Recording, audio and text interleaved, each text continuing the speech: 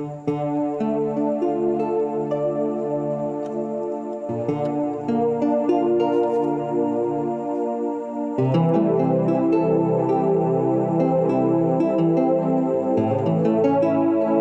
6ஆம் அதிகாரம் 33 தொடங்கி 36 வரைக்கும் வாசிங்க.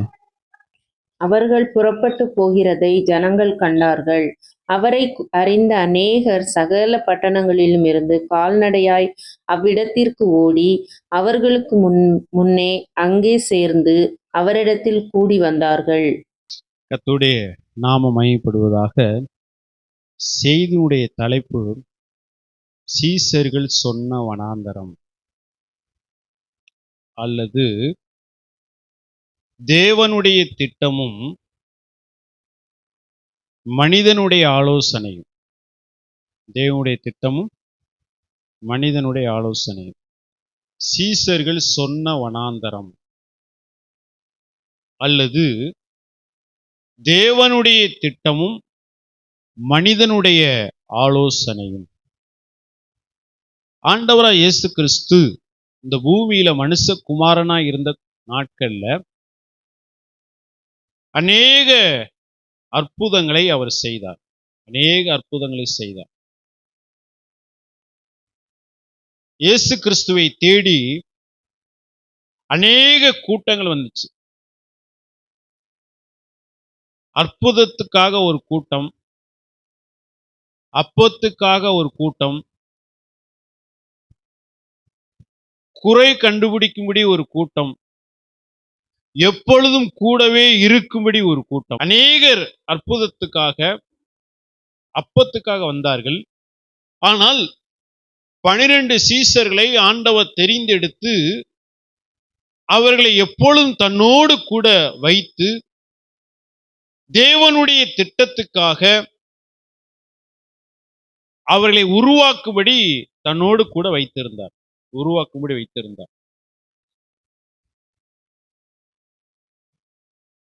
ஆண்டவராய் இயேசு கிறிஸ்து வனாந்தரத்துல இருக்கிறார்னு தெரிஞ்ச உடனே அநேக மக்கள் என்ன செய்தார்கள்? நீங்க 33 வாசிங்க. அவர்கள் புறப்பட்டு போகிறதை ஜனங்கள் கண்டார்கள்.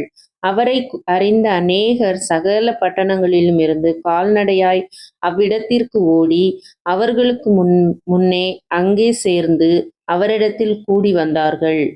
அவரை அறிந்த அநேகர் என்ன செய்தார்கள்?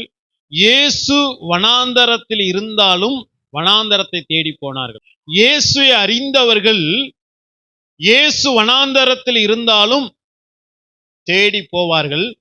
அல்லது தன்னுடைய வாழ்க்கை வனாந்தரத்தில் இருந்தாலும் தேடி போவார். ஆண்டவராய் இயேசு கிறிஸ்து பகல் முழுவதும் என்ன செய்யறாரு அப்படின்னா பிரசங்கம் பண்றாரு.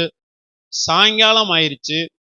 இப்ப இந்த சீசர்கள் என்ன செய்தார்கள்? இயேசுவிடத்தில் வந்து சொல்லுகிறார்கள், ஆண்டவரே, இது வனாந்தரம், வெகு நேரம் ஆகிவிட்டது. ஆகவே இவர்களை நீர் அனுப்பிவிட வேண்டும். இவர்கள் பக்கத்தில் இருக்கக்கூடிய கிராமங்களுக்கு போய் அவர்கள் போஜனங்களை பார்த்து கொள்ள வேண்டும் என்று சொல்லி ஆலோசனை கொடுத்தார்கள். ஆண்டவர் தங்களுடைய வாழ்க்கையில, நம்முடைய வாழ்க்கையில, ஆண்டவராய் இயேசு கிறிஸ்து நம்முடைய வாழ்க்கையில, உங்களுடைய வாழ்க்கையில தேவன் எதை செய்தாலும் அல்லது எந்த ஒரு காரியத்தை தேவன் அனுமதித்தாலும் அதுக்கு ஒரு நோக்கம் உண்டு. ஒவ்வொரு காரியத்தின் மூலமாக நாம் தேவனை புரிந்து கொள்ள வேண்டும், நம்மை அறிந்து கொள்ள வேண்டும். எந்த ஒரு காரியத்தை தேவன் செய்தாலும், என்னுடைய வாழ்க்கையில எந்த ஒரு காரியத்தை தேவன் செய்தாலும் அல்லது எந்த ஒரு காரியத்தை தேவன் அனுமதித்தாலும் அதுக்கு ஒரு நோக்கம் உண்டு. என்ன நோக்கம் என்று சொன்னால், நான் தேவனை புரிந்து கொள்வதற்காக, என்னை நான் அறிந்து கொள்வதற்காக ஆண்டவர் இந்த சூழ்நிலைகளை அனுமதிக்கிறார், இந்த காரியத்தை அனுமதிக்கிறார், இந்த காரியத்தை ஆண்டவர் செய்து கொண்டிருக்கிறார். அப்ப எந்த ஒரு காரியத்தை தேவன் அனுமதித்தாலும் அதுல நோக்கம் இருக்கு. நான் தேவனை புரிந்து கொள்ள வேண்டும், என்னை நான் அறிந்து கொள்ள வேண்டும். தேவனை புரிந்து கொண்டவர்கள் தன்னை அறிந்து கொண்டவர்கள் தேவனுக்கு ஏற்றபடி தேவனுக்கு பிரியமாய் வாழ்வார்கள், தேவனை பிரியப்படுத்துவார்கள், தேவனை சந்தோஷப்படுத்துவார்கள், தன் வாழ்க்கை முழுவதும் தேவனுக்காக வாழ வேண்டும் என்று சொல்லி தன்னுடைய வாழ்க்கையை அவர்கள் அர்ப்பணிப்பார்கள். தேவன் பார்க்கக்கூடிய விதம் வேற, மனிதர்கள் பார்க்கக்கூடிய விதம் வேற. தேவன் பார்க்கிற விதம் வேற, மனிதர்கள் பார்க்கக்கூடிய விதம் வேற. அப்ப தேவன் என்ன செய்கிறார்? அவர்கள் நடந்து வந்ததை தேவன் பார்க்கிறார், ஓடி வந்ததை தேவன் பார்க்கிறார். அந்த வனாந்தரத்தில் அவர்கள் தேவ சமூகத்துல காத்திருந்ததை, கர்த்தருடைய வார்த்தையை கேட்டதை தேவன் பார்க்கிறார். ஆகவே ஆண்டவர் ஒரு திட்டத்தோடு என்ன செய்கிறார்? அந்த கூட்டத்தை தேவன் நடத்தி கொண்டிருக்கிறார். ஒரு பக்கம் ஜனங்களை அவர் நேசிக்கிறார், ஜனங்களுக்கு வேண்டிய வார்த்தையை கொடுத்து அவர்களை ஆசீர்வதிக்க விரும்புகிறார். இன்னொரு பக்கம் தன்னோடு இருக்கக்கூடிய அந்த சீசர்களை உருவாக்க வேண்டும். ஒவ்வொரு காரியத்தின் மூலமாக தன்னோடு இருக்கக்கூடிய அந்த சீசர்கள் தன்னை புரிந்து கொள்ள வேண்டும், தங்களை அவர்கள் அறிந்து கொள்ள வேண்டுங்கிற அந்த நோக்கத்தோடு தேவன் என்ன செய்கிறார்? நடத்தி கொண்டு இருக்கிறார். இப்ப சீசர்கள் ஒருவர் அல்ல, 12 பேரும் சேர்ந்து வந்து சொல்றாங்க. நீங்க இந்த பகுதியை லூக்கால வாசித்தீங்க அப்படின்னா, லூக்கா 9ஆம் அதிகாரம் 12வது வசனம். சாயங்காலம் ஆகிறபோது 12 சேர்ந்து வந்து அவரை நோக்கி, நாம் இருக்கிற இடம் வனாந்தரமாய் இருக்கிறது, சுற்றி இருக்கிற ஊர்களிலும் கிராமங்களிலும் ஜனங்கள் போய் தங்கி போஜன பதார்த்தங்களை சம்பாதித்துக் கொள்ளும்படி அவர்களை அனுப்பிவிட வேண்டும் என்றார்கள். சாயங்காலம் ஆகிற போது 12 சேர்ந்து வந்து அப்படின்னு சொல்லப்பட்டிருக்கு. அப்ப ஏசப்பாட்ட வந்து ஒரு ஆலோசனை கொடுக்க வராங்க. ஏசப்பாவுக்கு ஒரு ஆலோசனை கொடுக்க வராங்க. என்ன ஆலோசனை கொடுக்க வராங்க? ஆண்டவரே, நீங்க இப்படி பேசிட்டே இருப்பீங்க, உங்க வாயிலிருந்து கிருபையுள்ள வார்த்தைகள் வெளிப்பட்டுட்டே இருக்கும், ஜனங்கள் இந்த இடத்தை விட்டு போக மாட்டாங்க, சாயங்காலம் ஆயிருச்சு, ஆகவே இவர்கள் தங்களுக்குரிய அந்த போஜனங்களை பெற்றுக்கொள்ளும்படியாக, சம்பாதித்துக் கொள்ளும்படியாக இவர்களை அனுப்பிடுங்கப்பா, இவங்களை அனுப்பிடுங்கப்பா. கர்த்தர் ஸ்தோத்திரம். ஆமா, இவராட்டுக்கு வந்து நைட் 8 மணிக்கு சாப்பாடு கொடுக்கணும் அப்படின்னாரா என்ன செய்யறது? பிரச்சனை நமக்குத்தான். ஆகவே சீசர்கள் என்ன செய்தார்கள்? சுதாரிக்கிறாங்க. இயேசு கிறிஸ்துவுக்கு ஒரு ஆலோசனை கொடுக்கிறார்கள். இது வனாந்தரம், வெகு நேரம் ஆகிவிட்டது, ஆகவே இவர்களை சும்மா நீ அனுப்பிவிடும் ஆண்டவரே, அனுப்பிவிடும். தேவன் பார்க்கக்கூடிய விதம் வேற, மனிதர்கள் பார்க்கக்கூடிய விதம் வேற. என் ஆண்டவர் தன்னிடத்தில் வந்தவர்களை வெறுமையாய் அனுப்பாத தேவன். ஆமென், அல்லேலூயா. தன்னிடத்தில் வந்தவர்களை, தன்னுடைய பாதத்தில் வந்தவர்களை ஆண்டவர் வெறுமையாய் அனுப்ப மாட்டார். அவர்களுடைய தேவைகளை அறிந்தவர், அவருடைய இருதயத்தை அறிந்தவர், அவருடைய ஏக்கத்தை அறிந்தவர், அவர்களுக்கு வேண்டியதை கொடுத்து தேவன் அனுப்புவார். நான் அடிக்கடி சொல்வதை போல, இஸ்ரவேல் ஜனங்கள் எகிப்துல இருந்தார்கள், 430 வருஷம் இருந்தார்கள். 400 வருஷம் பார்வோனுடைய ஆலோட்டிகள் நிமித்தமாக அதிகமாய் ஒடுக்கப்பட்டார்கள், நெருக்கப்பட்டார்கள். தங்களுடைய உழைப்புக்கு ஏற்ற பலன் இல்லை. ஆனால் மோசேயை கொண்டு தேவன் பேசுகிற போது, நீங்கள் போகும்போது வெறுமையாய் போவதில்லை. தன்னுடைய ஜனங்கள் எகிப்தை விட்டு வெளியே வருகிற போது வெறுமையாய் அனுப்பாத தேவன், தன்னை தேடி வந்து தேவ சமூகத்துல ஆராதித்து கர்த்தருடைய வார்த்தையை கேட்ட, அவருடைய பிரசன்னத்தை அனுபவித்த, அவருடைய ஆலோசனை கேட்ட தம்முடைய பிள்ளைகளை ஒரு நாள் என்ன செய்ய மாட்டாரு? வெறுமை அனுப்ப மாட்டார். இந்த வசனத்தெல்லாம் கேட்கும்போது நம்ம இருதயம் என்ன செய்யணும்? தூங்கணும். எங்கே கொழுந்து விட்டு எரியுது. ஸ்தோத்திரம். அதாவது ஆராதனை நேரம் நாம் தேவனை சந்தோஷப்படுத்துகிற நேரம். பிரசங்க நேரம் தேவன் நம்மை சந்தோஷப்படுத்துகிற நேரம். வார்த்தைகளை ஆண்டவர் பிட்டு கொடுக்கிறார், பகிர்ந்து கொடுக்கிறார். ஒரு வார்த்தை தான், ஆனா அந்த ஒரு வார்த்தையை அங்கு கூடியிருக்கிற எல்லாருக்கும் தேவன் என்ன செய்கிறாராம்?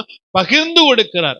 வாஞ்சையுள்ள ஆத்துமா அதை பிடித்து கொள்ளும். வாஞ்சையுள்ள ஆத்துமா ஆமேன் சொல்லி பெற்றுக்கொள்ளும். நம்முடைய ஆண்டவர் வெறுமையாய் அனுப்பாத ஆண்டவர். அவர் வெறுமையாய் அனுப்ப மாட்டார். வெறுமையாய் அனுப்ப மாட்டார். தன்னை தேடி வந்தவர்களை ஆண்டவர் வெறுமையாய் அனுப்ப மாட்டார். அவங்களுடைய இருதயத்தை அறிந்த தேவன் அவர்களுக்கு தேவையானதை கொடுத்து தேவன் அனுப்புவார். அப்ப ஆண்டவர் எப்படிப்பட்ட ஆண்டவர் என்று சொன்னால், அவர் இல்லாதவர்களை இருக்கிற வண்ணமாய் அழைக்கிற தேவன். என் ஆண்டவர் சிருஷ்டிகர். மனிதனுடைய அறிவு, மனிதனுடைய மூளை அநேக காரியத்தை கண்டுபிடித்துக் கொண்டே இருக்கிறது. ஆனால் மனிதர்கள் ஒன்றை வைத்துதான் ஒன்றை உருவாக்க முடியும். என் ஆண்டவர் எது இல்லாவிட்டாலும் சரி அவரால் உருவாக்க முடியும். அவர் சொல்ல ஆகும், அவர் கட்டளை நிற்கும். என் ஆண்டவர் சர்வ சிருஷ்டிகர். அவரால் செய்ய முடியாத காரியம் ஒன்றும் இல்லை. இந்த வனாந்தரத்தில் ஆண்டவர் 5 அப்பம் 2 மீனை கொண்டு ஆண்டவர் ஆசீர்வதித்து 5000 பேரை போஷித்தார். மீதியான துணிக்கைகளை, மீதியான அப்பத்தை அவர்கள் 12 கூட நிறைய எடுத்தார்கள். இப்ப சீசர்கள் இது முதல் அற்புதம் இல்லை. எப்பொழுது இயேசுவோடு கூட இருக்கிறார்கள், இயேசு செய்த அற்புதத்தை, மகத்துவத்தை அவர்கள் அறிந்து இருக்கிறார்கள். இப்ப ஏசப்பாட்ட என்ன சொல்லணும்? அவங்க, ஆண்டவரே, கானா ஒரு கல்யாண வீட்டுல நீங்க தண்ணீரை நீங்க ரசமாய் மாற்றினீர். எவருடைய மகளை நீ உயிரோடு எழுப்பினீர். இந்த இடத்துல அற்புதம் செய்தீர், இந்த இடத்துல அற்புதம் செய்தீர். இப்பொழுதும் ஆண்டவரே, இந்த ஜனங்கள் உம்முடைய பாதத்தில் வந்திருக்கிறார்கள். ஆகவே நீர் ஒரு அற்புதத்தை செய்யும் ஆண்டவரே அப்படின்னு சொல்லி இருந்தா பரவாயில்லை. ஆனால் இவர்கள் சுயமா யோசித்தார்கள். சொன்னாங்க, ஆண்டவரே, இது வனாந்தரம், இது வனாந்தரம். அதனால வெகு நேரம் ஆயிருச்சு, சாயங்காலம் ஆயிருச்சு. ஆகவே இவர்களை அனுப்பிவிடும் என்று சொல்லி இயேசுக்கு ஆலோசனை கொடுத்தது போல சொன்னார்கள். கவுனிங்க, என் ஆண்டவர் எப்படிப்பட்டவர் என்று சொன்னால், அவர் வனாந்தரத்திலும் வழியை உண்டாக்க முடியும். ஏசாயா 43 அதிகாரம் 18, 19 வாசிங்க. முந்தினவைகளை நினைக்க வேண்டாம், பூர்வமானவைகளை சிந்திக்க வேண்டாம். இதோ நான் புதிய காரியத்தை செய்கிறேன், இப்பொழுதே அது தோன்றும், நீங்கள் அதை அறியீர்களா? நான் வனாந்திரத்திலே வழியையும் அவாந்திர வழியிலே ஆறுகளையும் உண்டாக்குவேன். முந்தின நினைக்க வேண்டாம், பூர்வமான சிந்திக்க வேண்டாம். இதோ நான் புதிய காரியத்தை செய்கிறேன். நான் வனாந்தரத்தில் வழியையும் அவாந்திர வெளியில் ஆறுகளை உண்டாக்குகிற தேவன். நம்முடைய வனாந்தரத்தை தேவன் மாற்ற முடியும். வனாந்தரத்தில் தேவன் அற்புதத்தை செய்ய முடியும். சீசர்களுக்கு அது தெரியல. அவர்கள் இருக்கக்கூடிய சூழலை பார்த்தார்கள், இடத்தை பார்த்தார்கள். ஆகவே அவர்கள் சொல்லுகிறார்கள், இது வனாந்தரம், இது வனாந்தரம். இவர்களை போஷிக்கும்படி, இவர்களுக்கு சாப்பாடு கொடுக்கும்படி இந்த இடத்தில் ஒன்றுமில்லை. ஆகவே இது வனாந்தரம் என்று சொல்லி இயேசுகிட்ட சொல்றாங்க. ஆனா ஆண்டவர் வனாந்தரத்தில் வழியை உண்டாக்குகிற தேவன். கவுனிங்க, அதே அதிகாரத்துல 16வது வசனத்தை வாசிங்க. சமுத்திரத்திலே வழியையும் வலிய தண்ணீர்களிலே பாதைகளையும் உண்டாக்கி பாருங்க, வனாந்தரத்தில் நான் வழியை உண்டாக்குவேன் அப்படின்னு சொன்ன ஆண்டவர் அதுக்கு முன்பாக ஒரு காரியத்தை சொல்லிவிட்டு இப்ப சொல்றாரு, வனாந்தரத்தில் வழியை உண்டாக்குவேன். என்ன காரியத்தை குறித்து சொல்லுகிறார்? மறுபடியும் வாசிங்க. சமுத்திரத்திலே வழியையும் தண்ணீர்களிலே பாதையை நான் உண்டாக்குவர். நல்லா கவனிங்க, இந்த செய்தி கவனிச்சாதான் புரியும்.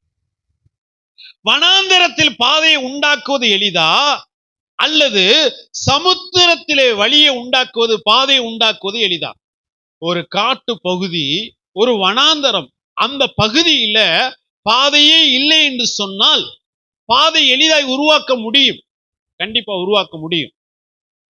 இப்ப ஒரு பாதையை உருவாக்க முடியும். ஆனால் சமுத்திரத்துல வழியை உண்டாக்க முடியுமா? அந்த சமுத்திரத்தின் தண்ணீரெல்லாம் எடுத்துட்டு ஒரு வழியை உண்டாக்க முடியுமா? நீங்க கவனிங்க, ஆண்டவர் எப்பொழுதுமே ஒரு காரியத்தை குறித்து ஆண்டவர் பேசுகிற போது இன்னொரு காரியத்தை குறித்து, ஏற்கனவே நடந்த ஒரு காரியத்தை குறித்து ஆண்டவர் சொல்லிவிட்டு தான் இன்னொரு காரியத்தை குறித்து பேசுவார்.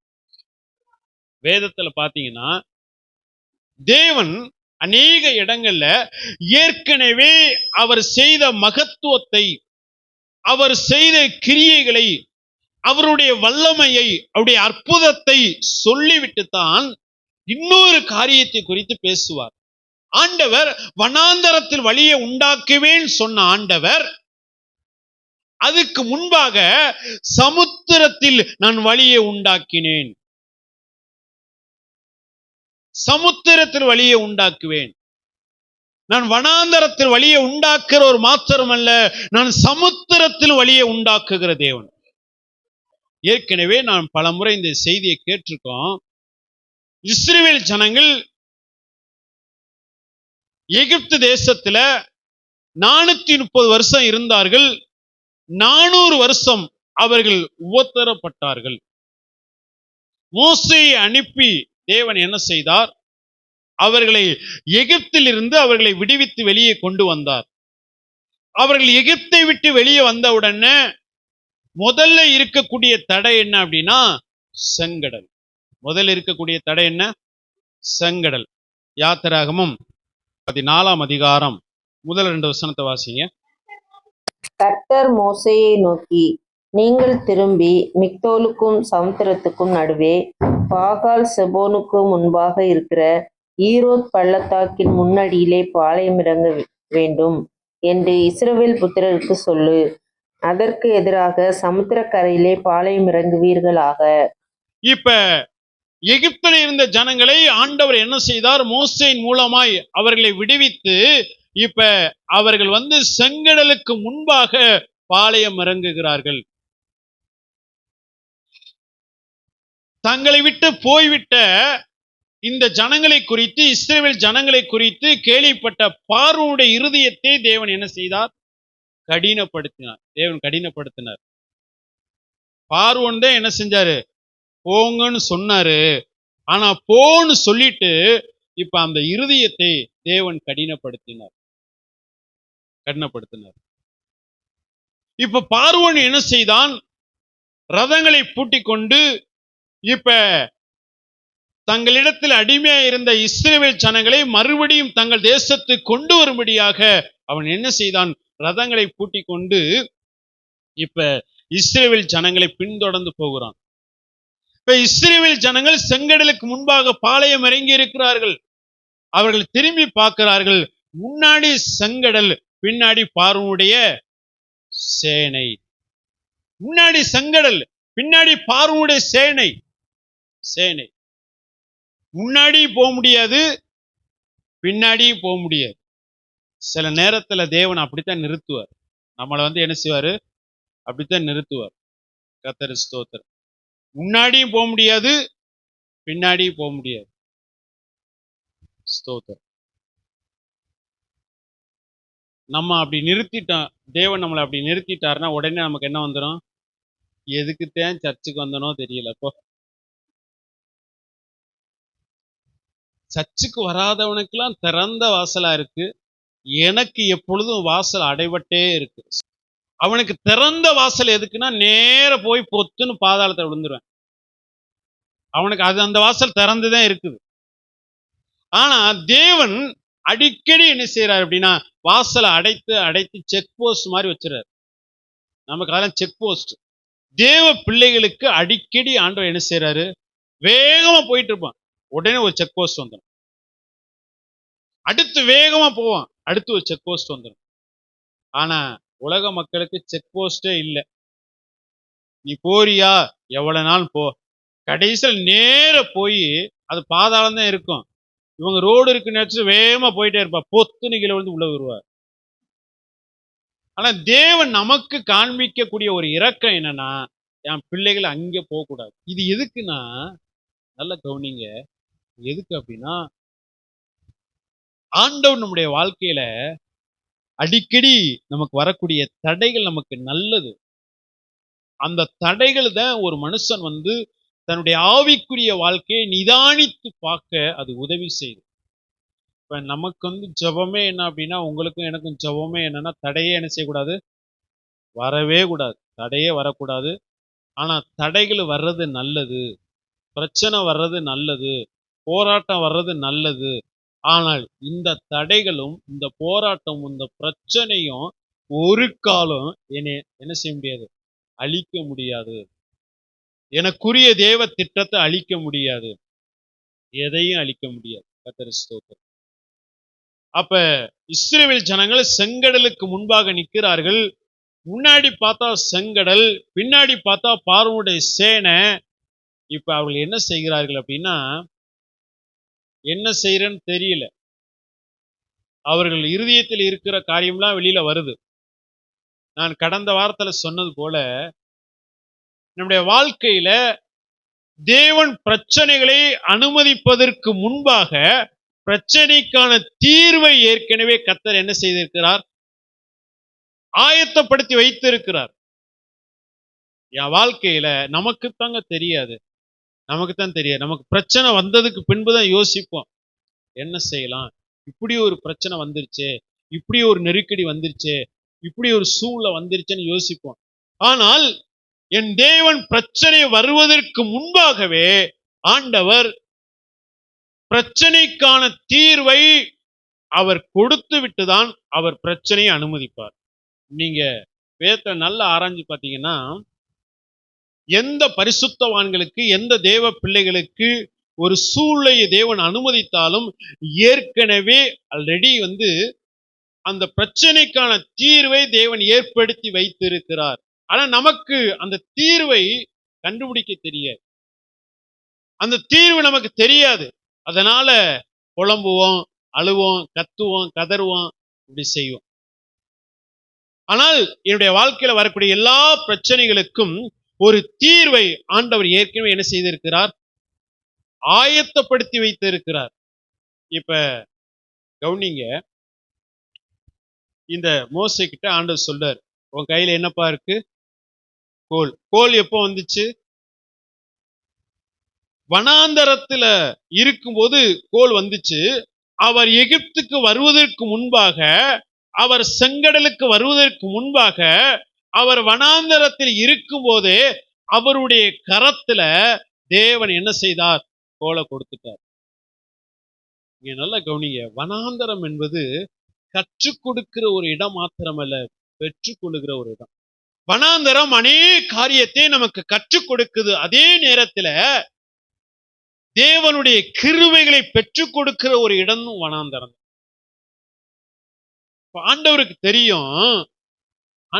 தெரியும் பிள்ளைகள் செங்கடலுக்கு முன்னாடி போய் நிற்பாங்கன்னு தெரியும். ஆகவே அந்த வனாந்தரத்தை விட்டு அவர்கள், மோசே வனாந்தரத்தை விட்டு, மீதியான் தேசத்தில் வனாந்தரத்தில் தன் மாமனுடைய ஆடுகளை மேய்த்து கொண்டிருந்தான்.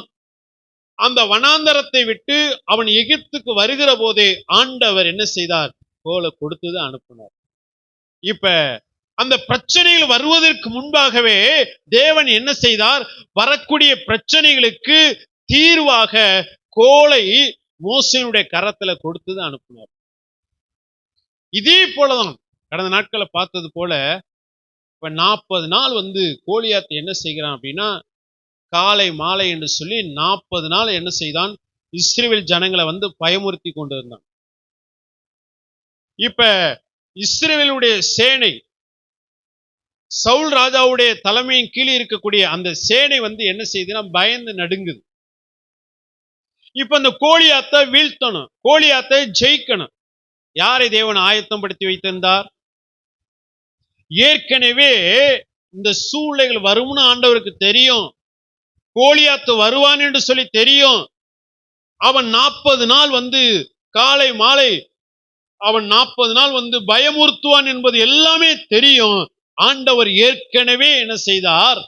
தாவீதை வனாந்தரத்துக்கு கொண்டு போய் தாவீதை சிங்கத்தை வரவழைத்து, கரடியை வரவழைத்து, யுத்தத்தில் பழக்குவித்து ஆண்டவர் நல்ல ட்ரைனிங் கொடுத்து வச்சிருந்தார். நல்ல ட்ரைனிங் கொடுத்து வச்சிருந்தார். தேவன் ஏற்கனவே தீர்வு வைத்திருக்கிறார். நமக்கு ஒரு பிரச்சனை வருது அப்படின்னா அந்த பிரச்சனைக்காக கலங்க வேண்டிய அவசியம் இல்லை. தேவ சமூகத்துல அமர்ந்து, தேவனுடைய பாதத்துல அமர்ந்து, ஆண்டவரே நாங்க என்ன செய்யணும், இதுதான் ஆண்டவர் விரும்புறார்.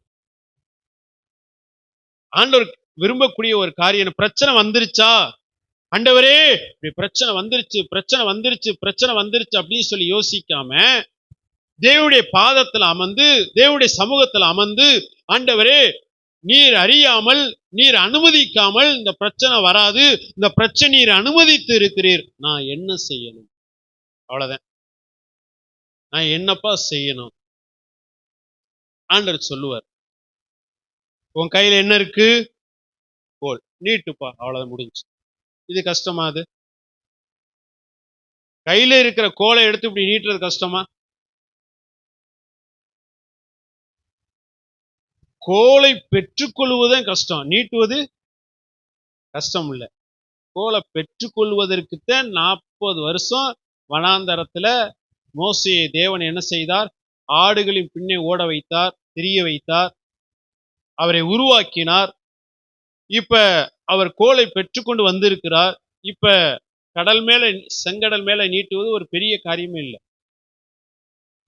இப்ப அவர் கோலை நீட்டாரு, செங்கடல் 2ஆய் பிரிந்தது. வனாந்தரத்தில் வழியை நான் உண்டாக்குவேன் என்று சொன்ன ஆண்டவர் ஒரு அடையாளத்தை காண்பிக்கிறார், ஒரு அடையாளத்தை சொல்லுகிறார். என்ன அடையாளம் என்று சொன்னால், ஏற்கனவே இஸ்ரவேல் ஜனங்கள் எகிப்தை விட்டு அவர்கள் வெளியே வருகிற போது செங்கடலுக்கு முன்பாக நின்றார்கள். பின்னாடி பார்வோனின் சேனை துரத்தி கொண்டு வந்தது. நான் சமுத்திரத்தில் வழியை உண்டாக்கின தேவன். சமுத்திரத்தில் வழியை உண்டாக்குவது பெரிய காரியமா, வனாந்தரத்தில் வழியை உண்டாக்குவது பெரிய காரியமா என்று சொன்னால், சமுத்திரத்தில் வழியை உண்டாக்குவதுதான் பெரிய காரியம். ஆண்டவர் தன்னுடைய பிள்ளைகளிடத்தில் ஒரு காரியத்தை குறித்து பேசுகிறார் என்று சொன்னால், ஏற்கனவே நடந்த ஒரு காரியத்தை குறித்து அவர் என்ன செய்கிறார்? சொல்லிட்டு தான் இந்த காரியத்தை சொல்றார்.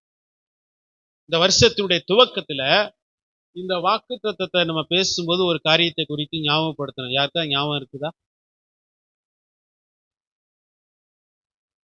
வாக்கு தத்தமே இங்க இருக்கிறதுனாலதான் பாஸ்டர் ஞாபகம் இருக்குது. ஸ்தோத்திரம். எரேமியா 31ஆம் அதிகாரம் 1-2 வாசிங்க. அக்காலத்திலே நான் இஸ்ரவேலின் வம்சங்களுக்கெல்லாம் தேவனாயிருப்பேன், அவர்கள் என் ஜனமாய் இருப்பார்கள் என்று கர்த்தர் சொல்லுகிறார். பட்டயத்திற்கு தப்பி மீந்த ஜனம் வனாந்தரத்தில் இரக்கம் பெற்றது. இஸ்ரவேலுக்கு இளைப்பாறுதலை கட்டளையிடப் போகிறேன் என்று கர்த்தர் சொல்லுகிறார். ஆண்டவர் பாபிலோன் தேசத்தில் இருந்த இந்த தன்னுடைய ஜனங்களுக்கு எரேமியா தீர்க்கதரிசி மூலமாக தீர்க்க தரிசனமாய் ஒரு வார்த்தை வெளிப்படுகிறது. இஸ்ரவேல் என்னும் கன்னிகையே, மறுபடியும் உன்னை கட்டுவிப்பேன், நீ கட்டப்படுவாய். இந்த காரியத்தை சொல்லுவதற்கு முன்பாக வேறொரு காரியத்தை சொல்றாரு. என்ன சொல்றாரு?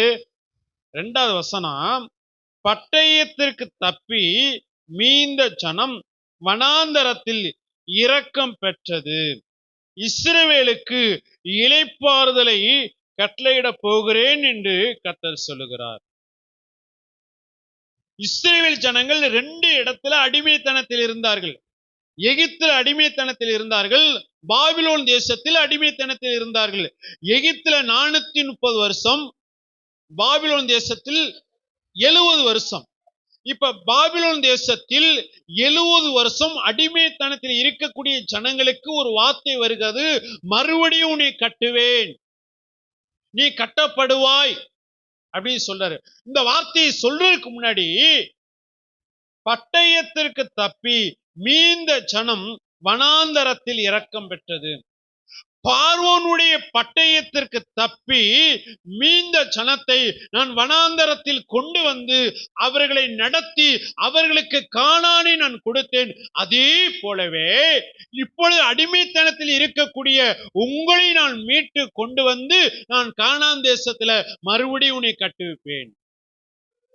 ஆண்டவர் ஒரு காரியத்தை சொல்றாருன்னா, ஏற்கனவே அவர் செய்த ஒரு மகத்துவத்தை, மகிமையான ஒரு காரியத்தை, ஒரு அற்புதத்தை அவர் சொல்லிவிட்டு தான் ஆண்டவர் என்ன செய்கிறார் அப்படின்னா இப்ப வாக்கு கொடுக்கிறார்.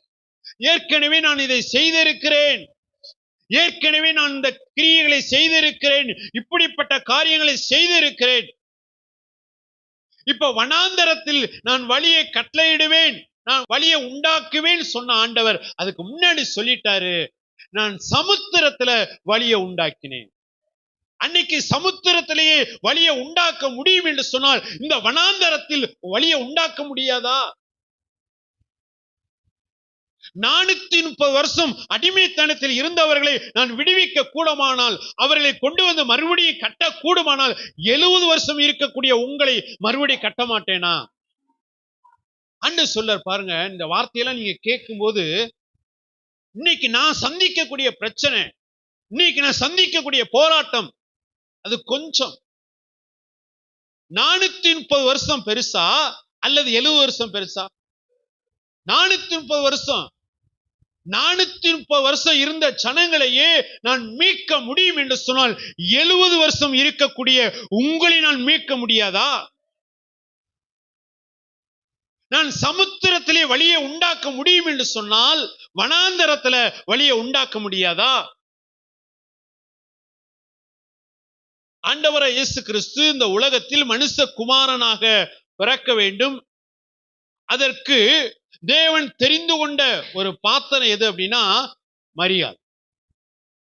இப்ப மரியாள்கிட்ட வந்து தேவதூதன் சொல்றாரு, அந்த பகுதியை வாசிங்கள். லூக்கா எழுதின சுவிசேஷம். இதோ நீ கர்ப்பவதியாகி ஒரு குமாரனை பெறுவாய், அவருக்கு இயேசு என்று பெயரிடுவாயாக. அதற்கு மரியாள் தேவதூதனை நோக்கி, இது எப்படி ஆகும், புருஷனை அறியேனே என்றாள். தேவதூதன் அவளுக்கு பிரதித்திரமாக, பரிசுத்த ஆவி உன்மேல் வரும், உன்னதமானவருடைய பலம் உன்மேல் நிழலிடும், ஆதலால் உண்டத்தில் பிறக்கும் பரிசுத்தமுள்ளது தேவனுடைய குமாரன் எனப்படும். இதோ உனக்கு இனத்தாளாயிருக்கிற எலிசபெத்தும் தன் முதிர் வயதிலே ஒரு புத்திரனை கற்பந்தரித்திருக்கிறாள். மலடி எனப்பட்ட அவளுக்கு இது 6ஆம் மாதம். நான் புருஷனை அறியாத கன்னியாக இருக்கிறேனே, எனக்கு எப்படி குழந்தை பிறக்கும்?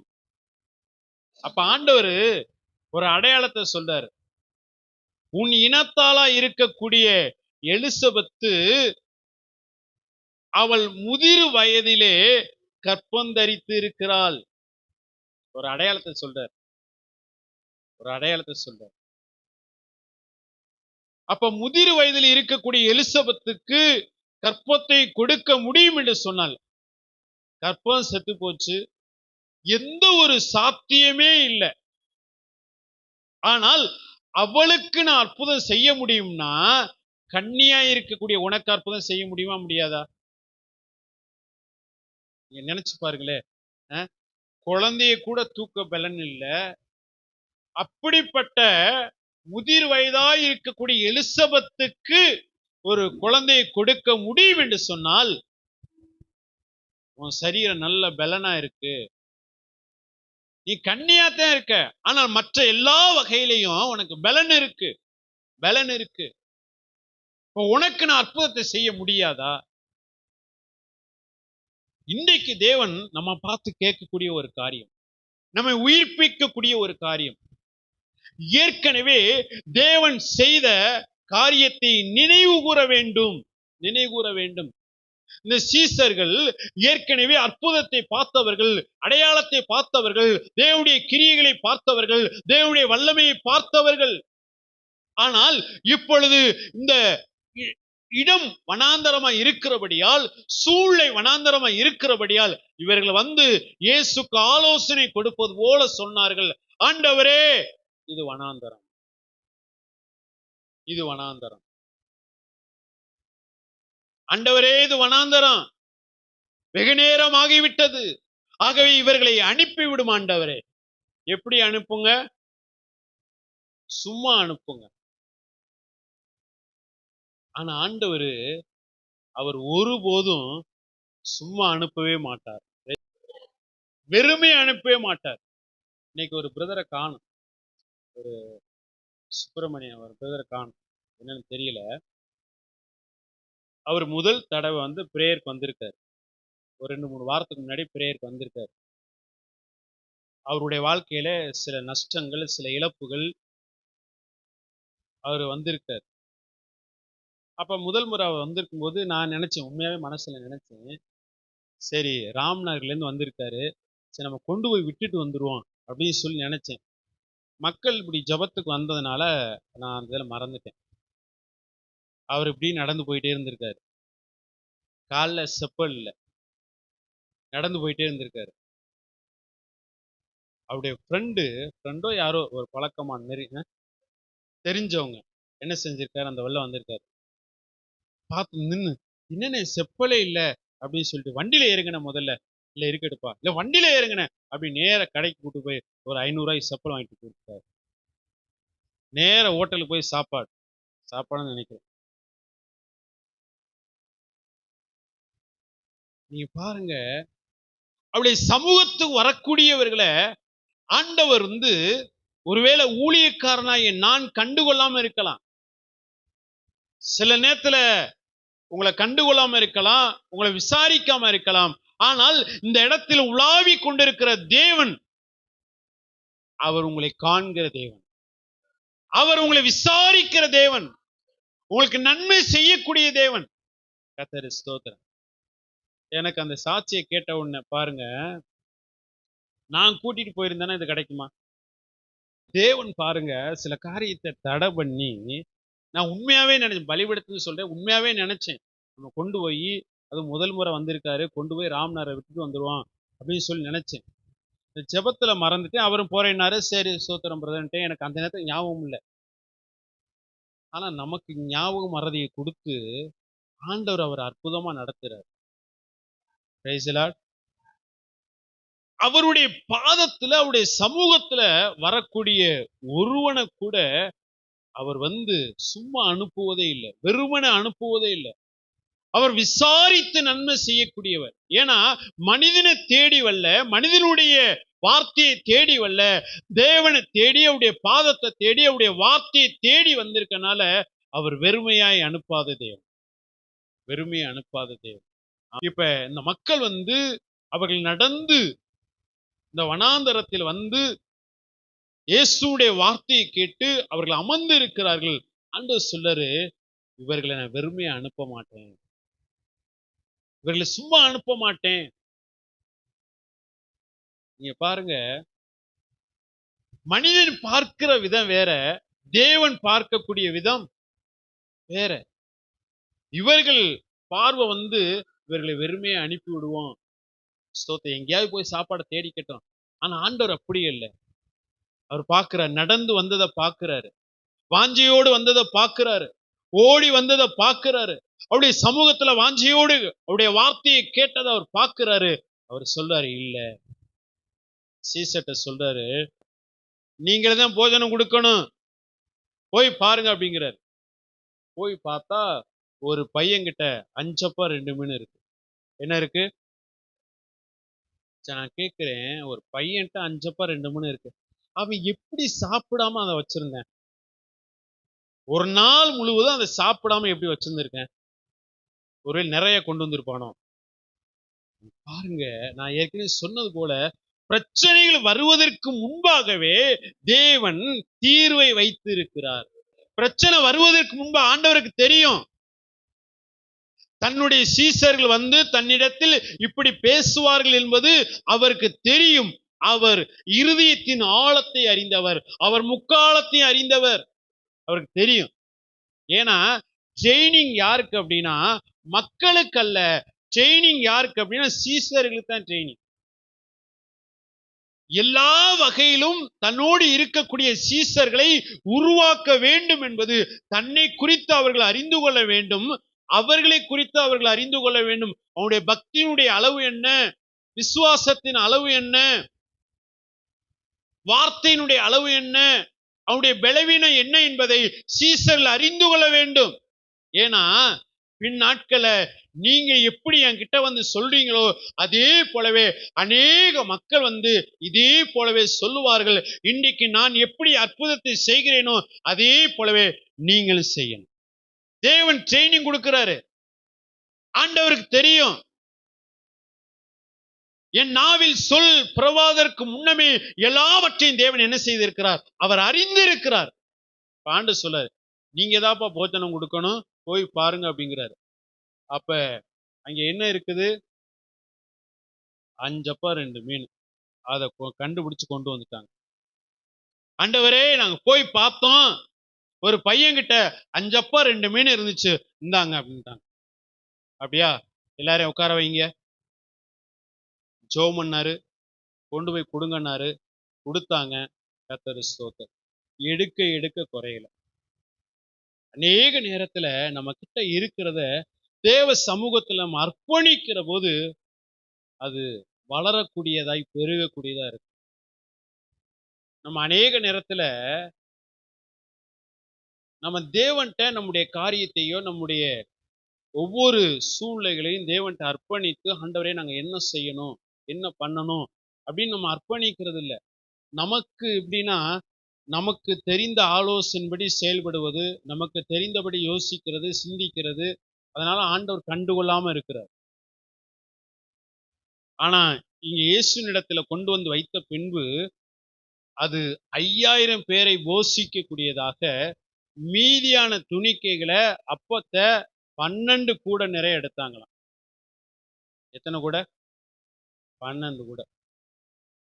12 பேர் வந்தீங்கல்ல, 12 பேர் வந்து என்ன சொன்னீங்க, இது வனாந்தரம் சொன்னீங்கல்ல, இப்ப 12 பேருடைய தலையிலும் தூக்கி வச்சாச்சு. இது அடையாளம், இது அடையாளம். என்னப்பா இப்படி தூக்கிட்டு போறீங்க? எங்க ஏசப்பா 5 அப்பா 2 மீனையும் ஆசீர்வதித்து 5000 பேரை போஷித்து மீதியான துணிக்கைகளை எங்க தலைமையில வச்சிருக்கிறார். இது அடையாளம். நீங்க தானே சொன்னீங்க, இது வனாந்தரம் சொன்னீங்க, வெகு நேரம் ஆகிவிட்டது சொன்னீங்க, இவர்களை அனுப்பிவிடு சொன்னீங்க. நான் எப்படிப்பட்ட தேவன் என்பதை நீங்கள் அறிந்து கொள்ள வேண்டும், என்னை புரிந்து கொள்ள வேண்டும், என் வல்லமையை அறிந்து கொள்ள வேண்டும், என்னுடைய மகத்துவத்தை அறிந்து கொள்ள வேண்டும். நான் வனாந்தரத்திலும் வழியை உண்டாக்குகிற தேவன், நான் சமுத்திரத்திலும் வழியை உண்டாக்குகிற தேவன். விசுவாசிகளை இருந்தா அப்படின்னா நம்மளை திருப்தியாக்கி நடத்துவார். நம்ம ஊழியம் செஞ்சா மீதி எடுக்கலாம், கூட நிறைய ஆசீர்வாதம். விசுவாசியா இருக்கணுமா, ஊழியர்களா மாறணுமா? ஆமா, ஸ்தோத்திரம். நம்ம கர்த்தருக்காக செயல்படணும். இன்னைக்கு ஆண்டவர் உங்களை உற்சாகப்படுத்தும்படியாக, ஒருவேளை இன்னைக்கு நீங்க வனாந்தரம் சொல்லி நினைக்கிறீங்களா? அப்ப தேவன் உங்க வாழ்க்கையில அற்புதம் செய்யணும் அப்படின்னா, இன்னைக்கு வனாந்தரத்தை போல இருக்கலாம், நீ சூழ்நிலைகள் வனாந்தரத்தை போல இருக்கலாம். ஆனால் ஏற்கனவே தேவன் செய்த காரியங்கள் இருக்கு பாருங்க. உங்க வாழ்க்கையில நீங்க ரட்சிக்கப்பட்ட போது, ஏற்கனவே பிரச்சனைகளை சந்தித்த போது, ஏற்கனவே நெருக்கடியை சந்தித்த போது, ஏற்கனவே இதே சூழ்நிலை போலவே சந்தித்த போதெல்லாம் ஆண்டவர் உங்களை எப்படி நடத்தினார், எப்படி அற்புதமாய் ஆச்சரியமாய் நடத்தினார், எப்படியெல்லாம் தேவன் உங்களை நடத்தினார் என்பதை நீங்க என்ன செய்யுங்க, திரும்பி பார்க்கணும்னு தேவன் விரும்புறார்.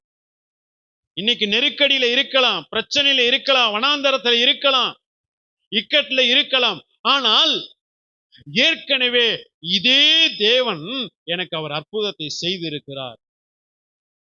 இதை விட பெரிய பிரச்சனை, அந்த காரியத்திலே தேவன் எனக்கு அற்புதம் செய்திருக்கிறார். என்னை விடுவித்து இருக்கிறார், எனக்கு நன்மை செய்திருக்கிறார். இந்த பிரச்சனை மாத்திரம். தாவீது யுத்த களத்துல போய் நிற்கும் போது சொன்னாரு, சவுல் சொல்றாரு, அப்பா நீ சின்ன பையன், உன்னால முடியாது, இந்த கோலியாத்தை ஜெயிக்க முடியாது, இராணுவத்துல பழக்குவிக்கப்பட்ட அநேகர் பின்வாங்கி நிற்கிறார்கள், உன்னால முடியாது. ராஜா நீங்க சொல்றது உண்மைதான் அப்படின்னு சொல்லல. இல்ல, நான் வனாந்தரத்துல இருந்தபோது ஒரு முறை கரடி வந்தது, ஒரு முறை சிங்கம் வந்தது, அதை மேற்கொள்ள தேவன் உதவி செய்தார். அதே போலவே இந்த கோலியாத்தை மேற்கொள்ள கர்த்தர் உதவி செய்வார். ஏற்கனவே ஜெயத்தை கொடுத்தவர், ஏற்கனவே என்னை நடத்தினவர், ஏற்கனவே எனக்கு கிரியைகளை நடப்பித்தவர், அவர் இன்றைக்கும் என்னோடு கூட இருக்கிறார். ஏற்கனவே அற்புதம் செய்தவர், ஏற்கனவே ஜெயத்தை கொடுத்தவர், இப்போ கொடுப்பார். அநேக நேரத்துல ஆண்டவர் செய்த நன்மைகளை மறந்துட்டோம், ஆண்டவர் செய்த மகத்துவத்தை மறந்துட்டோம், தேவனுடைய கிரியைகளை மறந்துட்டோம், எல்லாவற்றையும் மறந்துட்டு நம்ம இப்ப ஆண்டவருக்கு ஆலோசனை கொடுக்கிறோம். ஆண்டவரே இது வனாந்தரம். இப்ப எல்லாரும் ஆண்டவருக்கு ஆலோசனைக்காரரா மாறிட்டோம். அவர் சொல்றாரு, வனாந்தரத்தில் நான் வழியை உண்டாக்க முடியும். வனாந்தரத்தில் மாத்திரமல்ல, ஆதி நாட்களிலே உன்னுடைய துவக்கத்திலே நான் சமுத்திரத்தில் வழியை உண்டாக்கினவர். இந்த 70 வருஷம் அடிமைத்தனத்தில் இருக்கிற உங்களை நான் விடுவிக்க கூடும். அதுக்கு முன்பாக 430 வருஷம் அடிமைத்தனத்தில் இருந்தவர்களை நான் விடுவித்து இருக்கிறேன். அதுபோல இப்போ உங்களை விடுவிப்பேன். வயதான எலிசபெத்துக்கு நான் அற்புதத்தை செய்யக்கூடுமானால், கன்னி மரியாளாய் இருக்கக்கூடிய உனக்கும் நான் அற்புதத்தை செய்யக்கூடிய காரியம். அல்லேலூயா. எனக்கு அருமையான தேவனுடைய பிள்ளைகளே, இந்த சீசர்கள் ஏற்கனவே ஆண்டவர் செய்த அற்புதங்களை மறந்து விட்டார்கள். அற்புதத்தை பார்த்தாங்க, கூட இருந்தாங்க, தேவனுடைய கிரியைகளை கண்டாங்க, எல்லாவற்றையும் மறந்து விட்டார்கள். அவர்கள் இருக்கிற சூழ்நிலையை பார்த்து சொன்னார்கள், இது வனாந்தரம் என்று சொல்லி. இன்னைக்கு ஆவியானவர் நமக்கு உணர்த்தக்கூடிய ஒரு பகுதி என்ன அப்படின்னா, ஏற்கனவே நான் உன்னை நடத்தின பாதைகளை திரும்பிப்பார், உன்னை போஷித்த விதத்தை திரும்பிப்பார், உன்னை ஆசீர்வதித்த விதத்தை திரும்பிப்பார், உன்னை விடுவித்த விதத்தை திரும்பிப்பார். அதே போலவே இப்போ நான் செய்வேன். அப்படியே முழங்கால் படியிடுவோம்.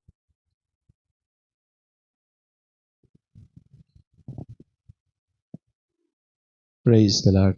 Hallelujah. Hallelujah. நன்றி பரிசுத்தரே, உமக்கு நன்றி. பரிசுத்தரே, உமக்கு நன்றி. சீசர்கள் சொன்னார்கள், இது வனாந்தரம், வெகு நேரமாகிவிட்டது, இவர்களை வெறுமையாய் அனுப்பிவிடும். இல்ல, என் தேவன் வெறுமையாய் அனுப்பாத தேவன். என் தேவன் வனாந்தரத்தில் அற்புதத்தை செய்ய முடியும், வனாந்தரத்தில் வழியை உண்டாக்க முடியும். அவர் சமுத்திரத்தை பிரித்து வழியை உண்டாக்க கூடுமானால் இந்த வனாந்தரத்தில் வழியை உண்டாக்க முடியாதா? 430 வருஷம் அடிமைத்தனத்தில் இருந்தவர்களை விடுவிக்க கூடுமானால் 70 வருஷம் அடிமைத்தனத்தில் இருக்கிறவங்களை அவர் விடுவிக்க முடியாதா? கற்பம் செத்து போன அந்த எலிசபெத்துக்கு அற்புதத்தை செய்ய கூடுமானால் கன்னி மரியாளுக்கு அற்புதம் செய்ய முடியாதா? இந்த வேளையில ஆண்டவர் ஏற்கனவே செய்த நன்மைகளை திரும்பி பாருங்க, திரும்பி பாருங்க. இன்னைக்கு உங்க வாழ்க்கையில ஒரு வனாந்தரத்தை சந்திக்கலாம். ஆவிக்குரிய வாழ்க்கை வனாந்தரமா இருக்கலாம், பூமிக்குரிய வாழ்க்கை வனாந்தரமா இருக்கலாம். ஆண்டவரே, ஏற்கனவே நீ நடத்தினீர் ஆண்டவரே, இப்போ நீ நடத்த போதுமானவர், இப்போ நடத்த போதுமானவர். அந்த தேவன் இன்றைக்கு நீ ஜீவனோடு இருக்கிறீர் ஆண்டவரே, ஜீவனோடு இருக்கிறீர் ஆண்டவரே. ரீகாலா போதி சந்தினி மாற தீக்கமா. நீ சூழ்நிலையை பார்க்கிற, நீக்கு இருக்கிற நிலைமையை பார்க்கிற, நான் இருக்கிற வண்ணமாகவே இருக்கிறேன், நான் மாறாத தேவனாய் இருக்கிறேன், மாறாத தேவனாய் இருக்கிறேன், நான் உன்னை நடத்துவேன். இந்த செய்தியை கேட்ட உங்களை தேவன் தாமே ஆசீர்வதிப்பாராக. ஆமென். God bless you.